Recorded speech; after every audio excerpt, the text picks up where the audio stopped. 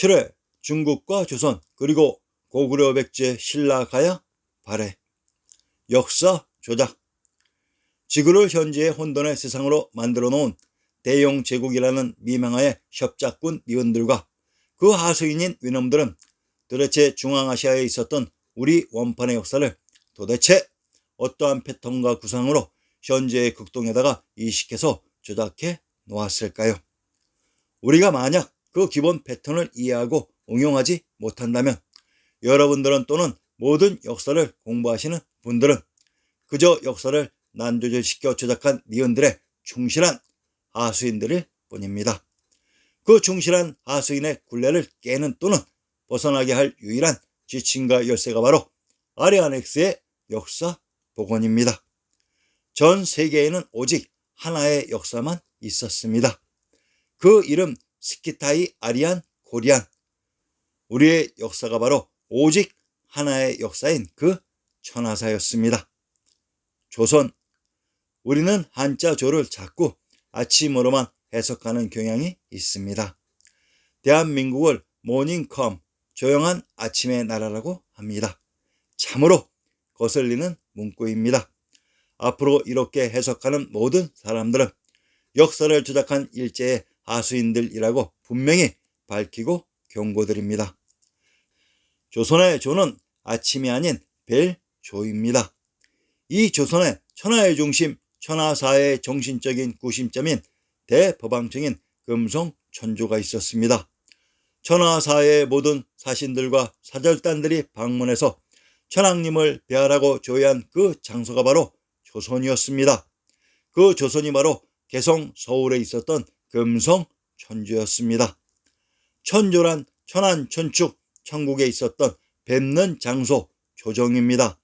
금성천조는 천하에 뵙는 장소인 하늘의 궁전이었던 것입니다. 조양. 자, 그러면 중국사 25사의 역사 속에 등장하는 지명 조양의 의미를 아시겠습니까?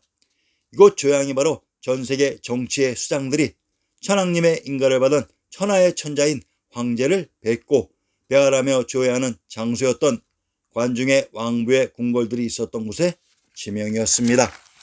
조양은 천하사의 정치의 수장들이 사신단을 중앙아시아에 파견해 천자인 황제를 조회하던 그 장소였습니다.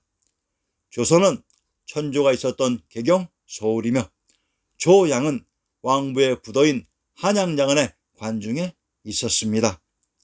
중국. 이곳 천자인 황제가 천하 각지역 왕부 사신단들의 조회를 받던 장소 조양이 관중의 중원이었습니다. 충청도 충주의 군명을 중원이라고 하며 이것이 바로 중국이었습니다. 세종대왕 훈민정음 언해에 나오는 나란 말씀이 중국과 달라 이때의 중국이 바로 천자인 황제 세종대왕이 계셨던 왕부의 중심 한양장안의 관중 지역입니다. 이곳 중국사 25사의 모든 왕조들이 황제가 되기 위해 장악했던 조양의 관중을 현 차이나에 조작 이입하면서 천자 황제인 우리의 역사 중국사 25사가 통째로 현 차이나에 이식되었던 것입니다. 물론 역사 조작의 이식에 맞춰 유물 유적 등이 조작되어지며 통상 모든 이방인들의 출입을 막았던 주계 장막인 문화 대혁명의 기간 동안 역사 조작이 완성되는 것입니다. 주계 장막, 철의 장막이 왜 생겼는지 이제 눈치 좀 채셨습니까? 자, 그런데 역사 조작을 위한 한 가지 큰 것을 결정적으로 놓치고 말았습니다. 그 하나가 과연 무엇일까요? 그들이 자기의 것이라고 조작한 언어, 한자의 의문을 표기하는 글자, 즉 자신들의 역사 조작을 완성시켜 정당화시켜줄 한자의 의문을 표기하는 글자를 만드는 것을 놓쳐버렸던 것입니다. 무슨 말인지 모르시는 분들은 중국어 책을 보시면 한자 의문의 발음을 표시하는 글자가 영어 알파벳으로 되어 있는 것을 보시게 될 것입니다. 그러면 영어 알파벳으로 표기하기 이전에는 과연 무엇으로 의문을 표기했을까요? 혹시 한글 아닐까요?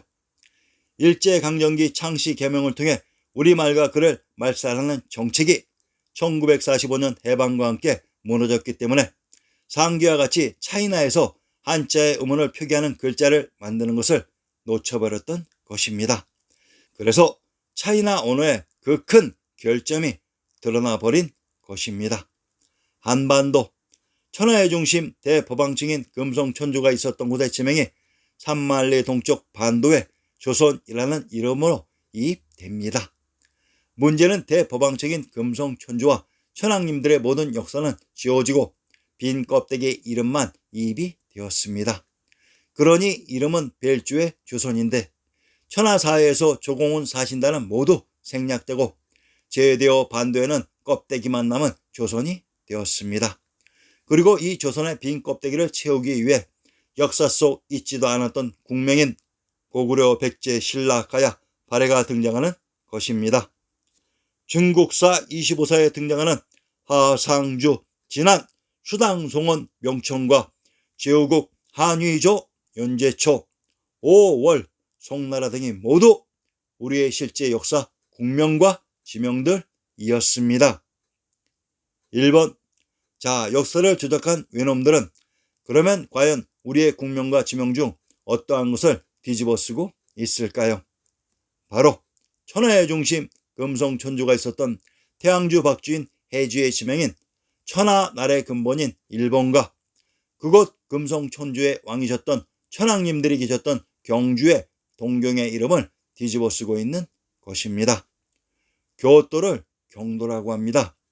서울경은 신시개천이 일어난 유일한 장소 고유명사인데 왜 이 지명들을 열두에서 쓰고 있는 것일까요? 조공, 조공이란 조선이 중국에 바치는 공물이 아니라 천하 만민이 하늘 같은 아버지인 천부와 천하의 중심 금성천주에게 바치는 감사의 표시가 바로 조공입니다. 이 조공을 관리하고 통제했던 인물들이 바로 중국사 25사에 등장하는 천자인 황제였으며 이분들이 바로 천황님의 아들들인 천자 즉 당군이었습니다. 모든 내용들은 제본에 있으니 참조 바랍니다.